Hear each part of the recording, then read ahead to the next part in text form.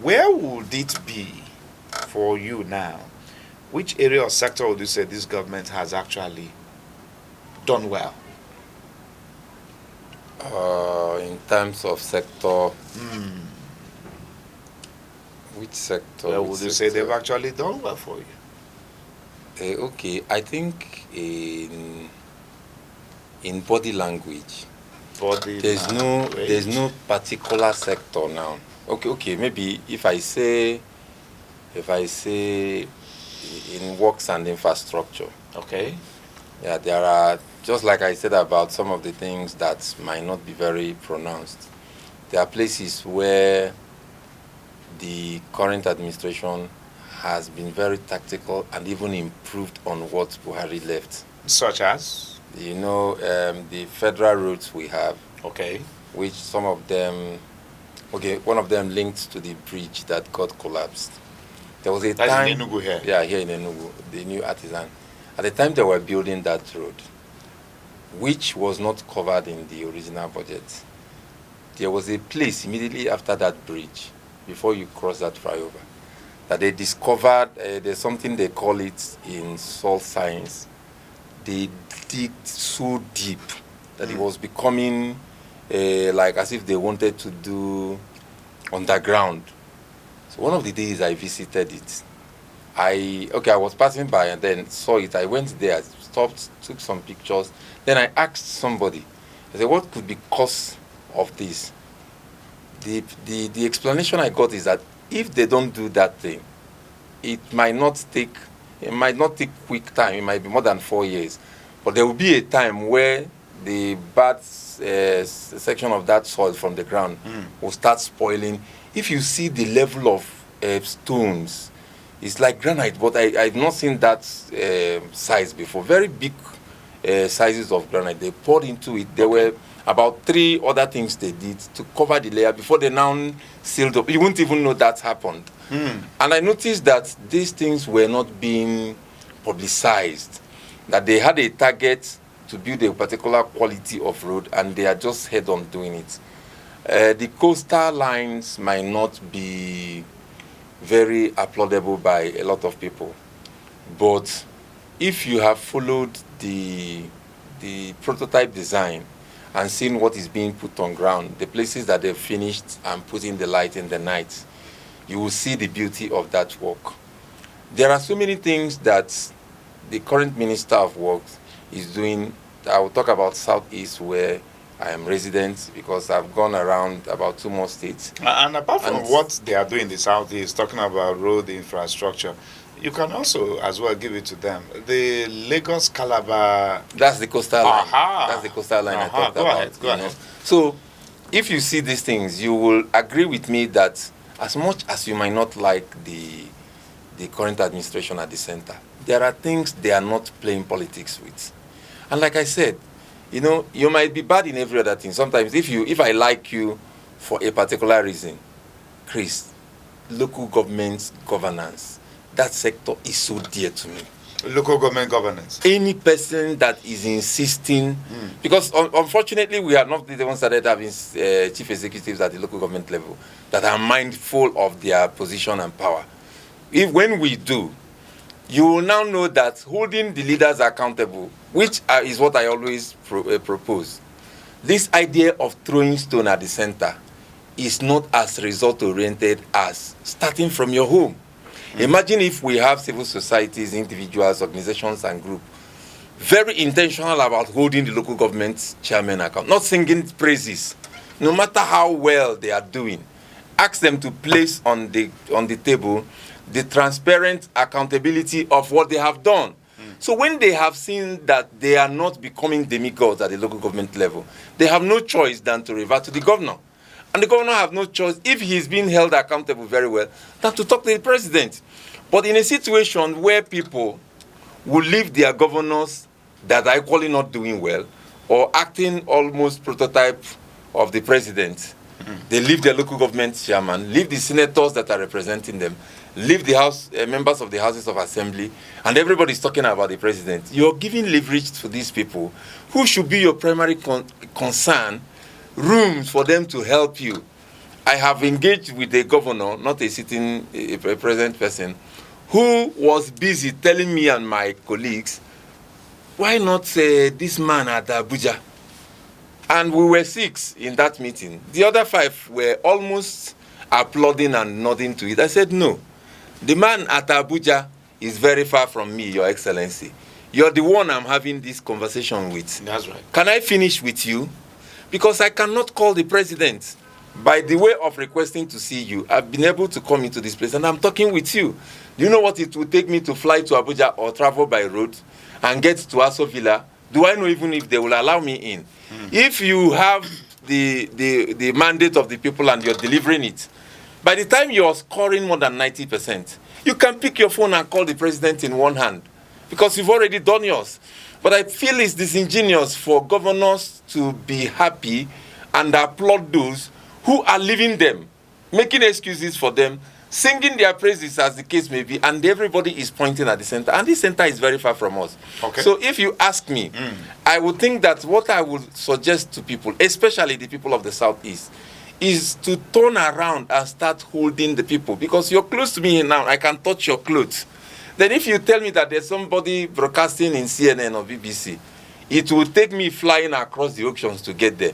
Let's start from home because they say charity begins. Let's start from home because they say charity begins at home. And that lands our discussion where we took off earlier. You said you were going to be giving it to this current administration for recognizing the place of the local government leadership. Yes, of course, we understand that the current president actually had to take the matter of resource control, to the Supreme Court to decide how the revenue should be shared, especially with allocation provision. Let's have financial autonomy for the local government. So, but that notwithstanding, would you say that actually that intention of Mr. President has actually been carried out to the letters? Are the local governments getting their allocations directly now from the federal government? No, yeah, of course. They are. Yeah, the last time they had that break, it was a period of time mandating the local government chairman, of which it was discovered in the news that all the local government in the Southeast, none of them has a local government account that is independent of the government. Because what it used to be was this joint account. Now, when that happens, it is now left to the governor, of course, because there's no local government chairman now who can do otherwise. We all know that. But one good thing about it is that this has become a law. They now collect the money. Whatever arrangements they have with the governor can be working now. A sincere governor will tell the local government chairman, 30% or 40% of what you're getting, use it to support what we're doing in the state, because what we're doing in the state cuts across your local government. Let this 60% be for you and your local government, of which you can be accountable for. Of course, when you are being summoned, of course, before now, EFCC cannot invite any local government chairman because you have that co-signing between him and the governor. If we start looking at, not even many people know that apart from that Supreme Court interpretation that the president went for, that there was a time he withheld the allocation. He said nobody is touching it, but you must have to open your local government own account. If it didn't work now, if it doesn't work, if it won't work for us, it has become a permanent solution. Moving forward, if the people realize that we can no longer continue to just applaud these people, when the resources, of course, the resources coming now cannot be compared to any previous administration. When you see the allocation, you see... It's very huge now. Good. Hundreds of millions getting into billions. So if a local government can get 1-point-something billion in 2 months, if you are from that local government, you should be concerned about what they're doing with it. Because this focus that a lot of people have removed from that lowest and the closest structure of local government to the people is one of the reasons why we're not getting the deserved dividends of democracy. Because this person is closest to you. A lot of people can trek to their local government headquarters. But to get to the state, you need to pay vehicle. Then to get to Abuja, it must have to be flight. Oh yeah, a lot of persons have criticized the current president for actually playing politics with this financial autonomy for the local government, because the governors came fighting back. They didn't let go.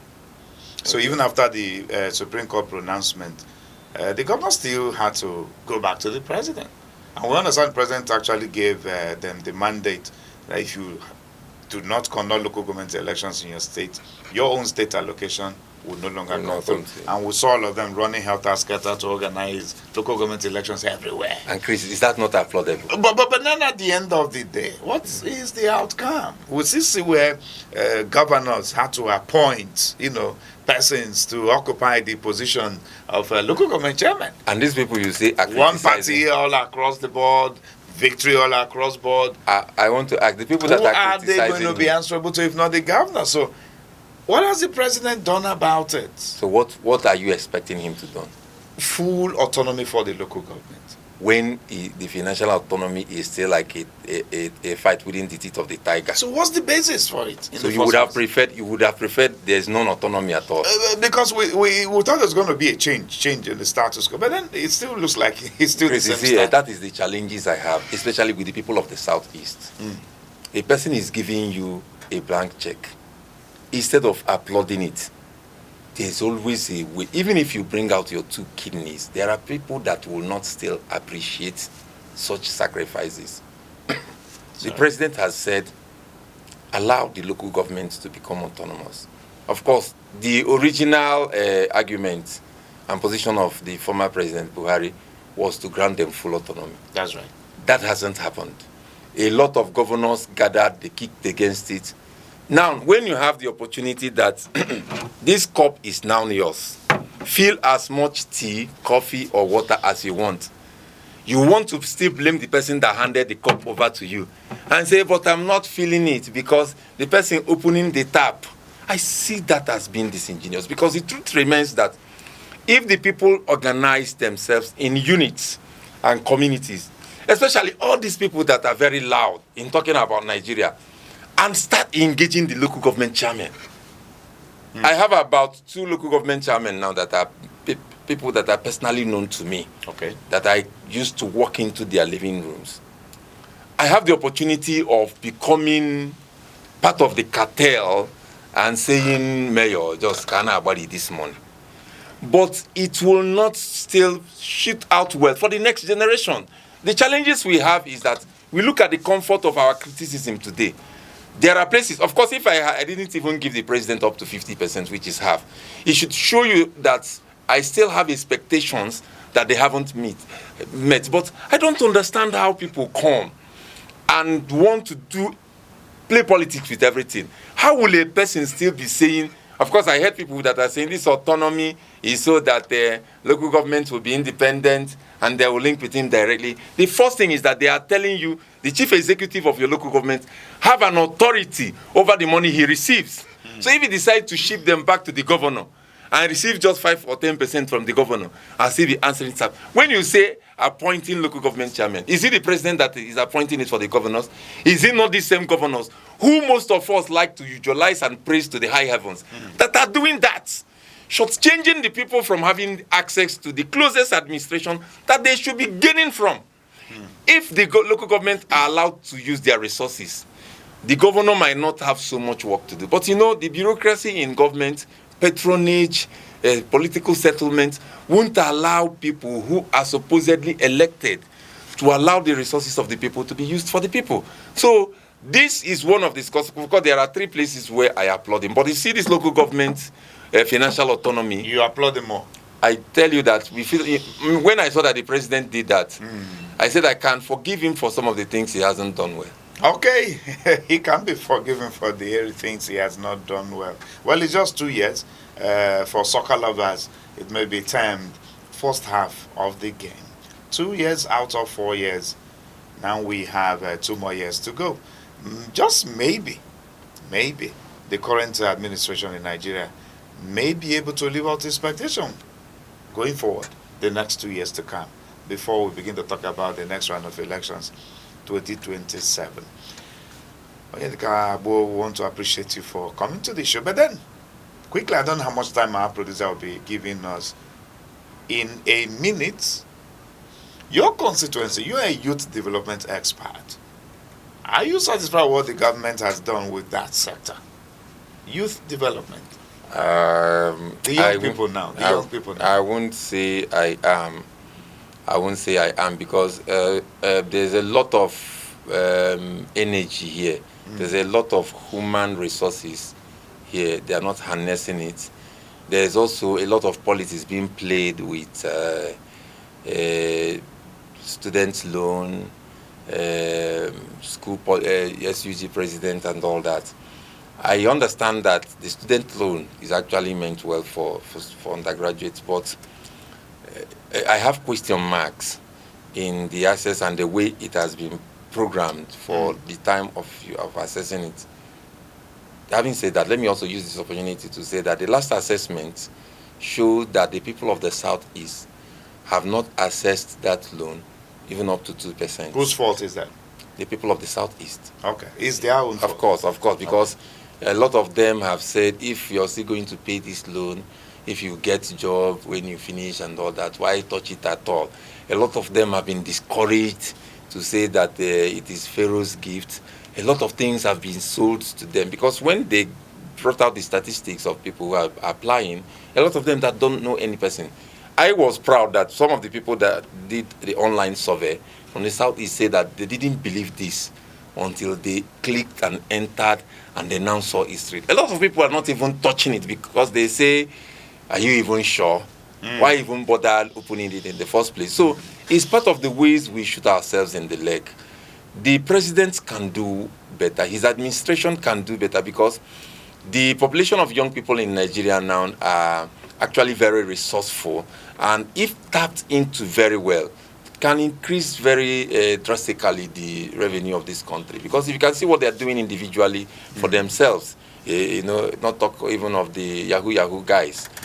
The government should find a way to bring a rallying platform for these young people to showcase most of the things they have in terms of tech, in terms of talent and skill, to encourage them. I'm sure you will get, if I leave this studio now, getting down to my house, not sure I will get up to 5 Nigerian youths out of 200 that will say, I believe in my country. And it's a very serious concern for a nation. That is very serious concern for a nation, because it is said that the young people are the future leaders. Well, we'll look forward to having you come around again to have more conversation with us around the societal issues, please. But for now, this is where we'll wrap it up. Thank you very much for having come to speak to us. You're welcome, Chris. Okay, viewer, that's the much we'll take on the show today on Aneke Television. Many thanks to you for having been part of it. I told you that our guest is Onyedika Agbo, who is a youth development expert. Until come your way again, please keep watching Aneke Television. My name is Chris Anibog. Bye for now.